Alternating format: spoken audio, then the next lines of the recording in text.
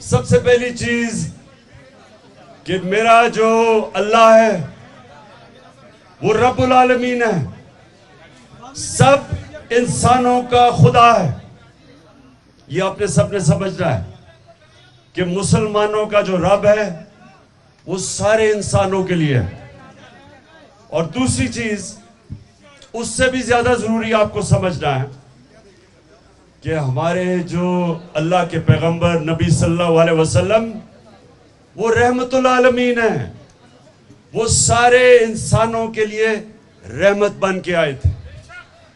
یہ ضروری آپ کو سمجھنا ہے کیونکہ کوئی بھی ہمارا دین سمجھ ہی نہیں سکتا اگر اس کو اس چیز کی سمجھ نہ ہو کہ ہمارا رب سب انسانوں کے لیے ہے اور جو ہمارے پیارے نبی صلی اللہ علیہ وسلم وہ سارے انسانوں کے لیے رحمت بن کے آئے تھے۔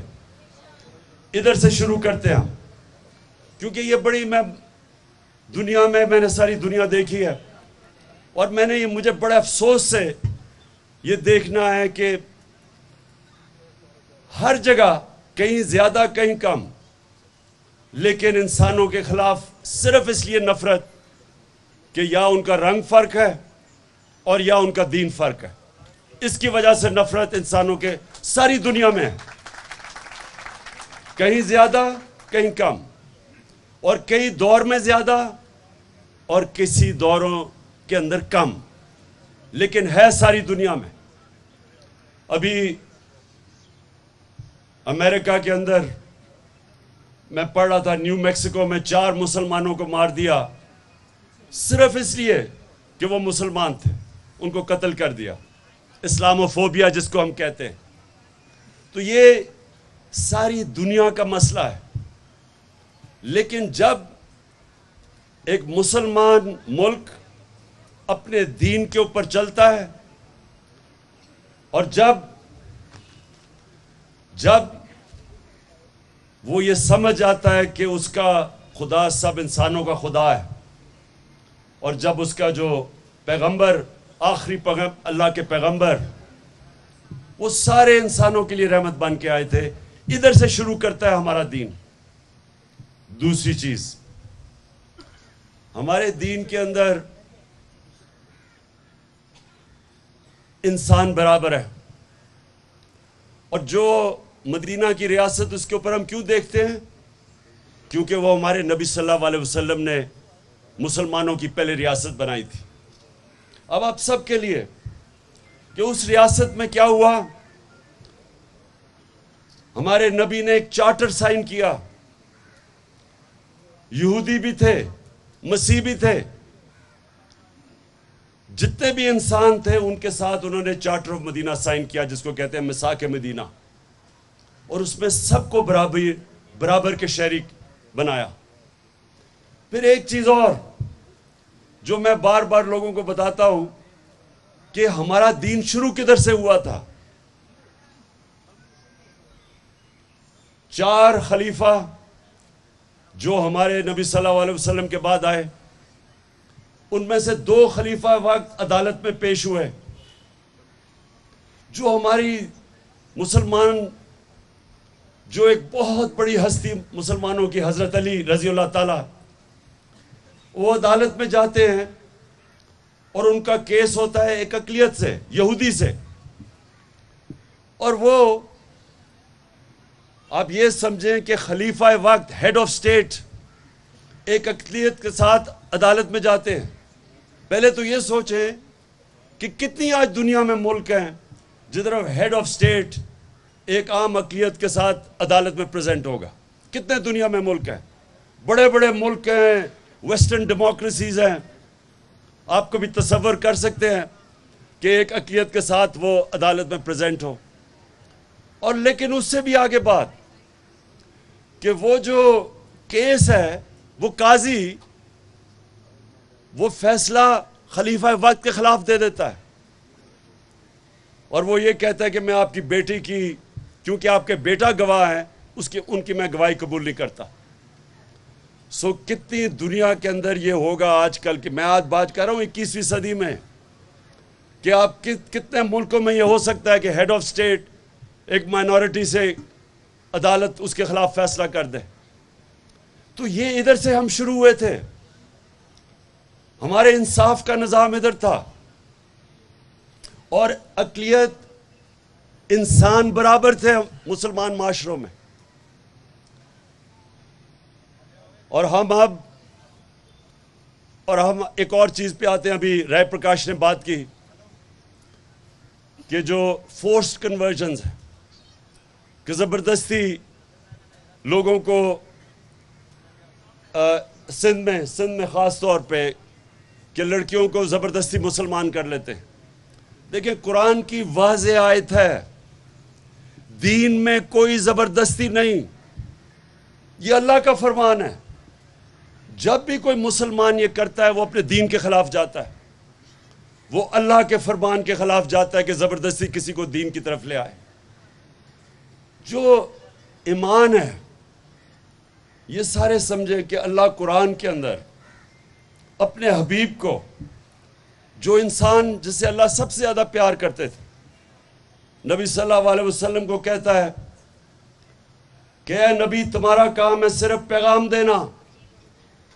یہ سن لیں ذرا, میں اپنے مسلمانوں کو بھی یہ بتانا چاہتا ہوں. اللہ اپنے حبیب کو کہتا ہے کہ تمہارا کام ہے صرف پیغام دینا. اگر وہ دین کی طرف آتے یا نہیں آتے یہ تمہاری ذمہ داری نہیں ہے, یہ اللہ کے اوپر ہے کہ وہ کسی کو ہدایت دیتا یا نہیں دیتا. یہ آپ سب سمجھ جائیں کہ یہ جو زبردستی کسی کا خیال ہے کہ مسلمان کسی کو کرنا, یہ تو اللہ کا تحفہ ہے کہ اگر وہ کسی کو ایمان دینا چاہتا یا نہیں. تو یہ بالکل میں پوری طرح ہم اپنے دین کے اوپر چلتے ہوئے اس کی مخالفت کریں گے جو زبردستی لڑکیوں کو مسلمان کیا جاتا ہے.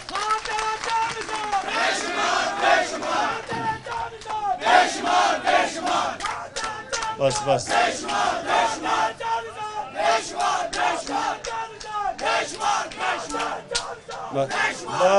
اچھا, اب آ گیا ایک اور ایشو, اور وہ صرف ہماری اقلیتوں کے لیے نہیں ہے, وہ ہر پاکستان کے کمزور طبقے کے لیے ہے.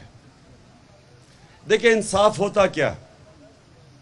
انصاف کا مطلب ہوتا ہے کہ کمزور اور طاقتور قانون کے سامنے ایک برابر.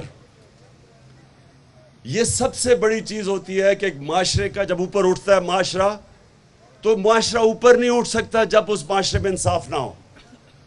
جو بھی دنیا کی تاریخ میں ملک اوپر گئے ہیں ان کا انصاف کا نظام بہتر ہوا ہے. بلکہ ہمارے ایک بہت بڑا مسلمانوں کا عالم ابن خلدون, وہ کہتا ہے کہ میرا سارا جو تجزیہ ہے قرآن کا, اس کے بعد میں ایک نتیجے پہ آیا ہوں کہ اللہ نے انسان کو دنیا میں بھیجا ہی ایک وجہ سے ہے, انصاف قائم کرنے کے لیے. جانوروں کے معاشرے میں انصاف نہیں ہوتا, وہ مائٹ از رائٹ ہے, جو طاقتور ہے وہ قانون سے اوپر ہے, جو کمزور ہے اس کو کوئی پوچھتا نہیں ہے, اس کو انصاف نہیں ملتا. انسانی معاشرہ ہوتا ہی تب ہے جب اس میں انسانیت ہو اور اس میں انصاف ہو. میں نے جب آج سے 26 سال پہلے اپنی پارٹی شروع کی تھی تو اس کا نام رکھا تھا انصاف کی تحریک. میں یہ سمجھتا ہوں کہ اس جدوجہد میں ہم سب کو شامل ہونا چاہیے. میں اپنی ساری قوم کو شامل اس لیے کر رہا ہوں کہ یہ ہمارا ملک آگے نہیں بڑھے گا جب تک یہاں انصاف نہ ہو. انصاف کا مطلب ہوتا ہے rights, human rights. Human right کیا ہوتا ہے کہ ہر انسان کے حقوق ہوتے ہیں, چاہے وہ کمزور ہے چاہے طاقتور, چاہے امیر یا غریب. جب تک معاشرے میں انصاف کی وجہ سے لوگوں کو رائٹس نہیں ملتے, ایک معاشرے کا جو پوٹینشل ہوتا ہے, معاشرے کی پرواز اوپر نہیں جا سکتی. مدینہ کی ریاست میں مثال اس لیے دیتا ہوں کہ وہاں ایسا زبردست انصاف کا نظام تھا کہ وہ لوگ جن کی حیثیت ہی کوئی نہیں تھی, انہوں نے چند سالوں کے اندر دنیا کی 2 سپر پاورز ان کے سامنے گھٹنے ٹیک گئی, کیونکہ انہوں نے ایسا زبردست انصاف کا نظام بنایا تھا کہ جو مسلمان بھی نہیں تھے وہ اس ریاست کا حصہ بننا چاہتے تھے کیونکہ ان کو ان کی ریاست کا انصاف کا نظام تحفظ دیتا تھا. اور جب آپ کو انصاف ملتا ہے اور آپ کے حقوق کی حفاظت کرتا ہے ایک نظام, تو وہ معاشرہ اوپر چلا جاتا ہے. تو ہماری جو جنگ ہے آج وہ ہے انصاف لینے کے لیے, اور جو ہمارے ملک میں جدوجہد ہے وہ ایک چھوٹے سے ٹولے کی ہے کے خلاف ہے, جس کو ہم کہتے ہیں ایلیٹ کیپچر. ایک چھوٹا سا ٹولہ جو ملک کے اوپر حاوی ہوا ہے, وہ چوری کرتا ہے تو وہ کہتا ہے کہ میں قانون کے نیچے مجھے NRO دو. مل کے وہ سارے اپنی چوری, اربوں روپے کی چوری معاف کروا لیتے ہیں, جبکہ غریب آدمی چھوٹی سی ہزاروں کی چوری میں جیلوں میں پھنستا ہے اور جیلوں کے اندر کوئی پوچھتا نہیں ہے اس کو.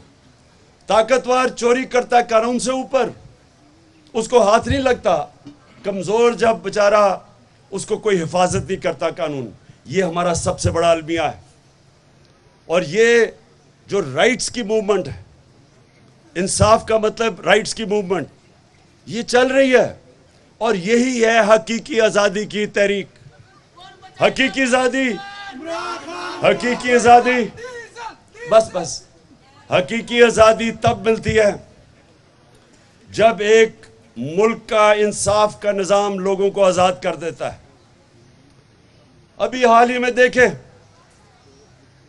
ایک اس کو ARY کا نیوز ایڈیٹر, سوچیں نیوز ایڈیٹر کے گھر میں, عماد یوسف کے گھر میں صبح کے 2 بجے پولیس گھس جاتی ہے. اب بس سنو ذرا, رات کے 2 بجے ایک نیوز ایڈیٹر کے گھر پہ پولیس گھس جاتی ہے اور اس کو اٹھا کے لے جاتی ہے. اور اس کی بیٹی, وہ کہتے ہیں بیٹی شوق میں تھی کہ کون کس گھر کے اندر اس طرح کا کوئی آ کے کسی کو اٹھا کے لے جائے, کسی مہذب معاشرے میں نہیں ایسے ہوتا. ابھی وہ شہباز گل کے ڈرائیور کی بیوی کو اٹھا لیا, اس کی چھوٹی سی بیٹی, کوئی فکر نہیں کی کہ وہ بیچاری اس کے اوپر کیا گزرے گی. ایک منٹ سنیں, بات یہ ہے کہ جب ایک ملک کے اندر انصاف کا نظام نہیں چل رہا ہوتا, وہ لوگوں کی حفاظت نہیں کرتا, طاقتور جو مرضی کر لیتا ہے, جس کی لاٹھی اس کی بھینس, جنگل کا قانون. یہ ہے ہم سب کی سٹرگل. میں انشاءاللہ پرسوں 13 تاریخ کو لاہور کے اندر ہاکی سٹیڈیم میں پاکستان کی حقیقی آزادی کا ہم جلسہ بھی کریں گے, جشن بھی بنائیں گے, اور اپنی قوم کو بتائیں گے کہ حقیقی آزادی لیتے کیسے, حقیقی آزادی ہوتی کیا.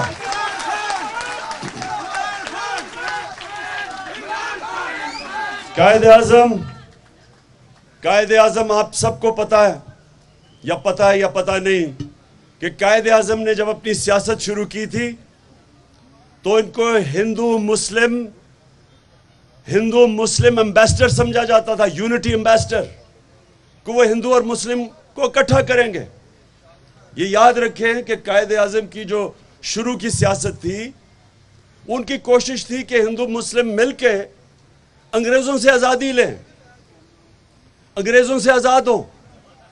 اور پھر کیا ہوا, ان کو آہستہ آہستہ یہ خوف آنا شروع ہو گیا کہ وہاں ایسے لوگ تھے,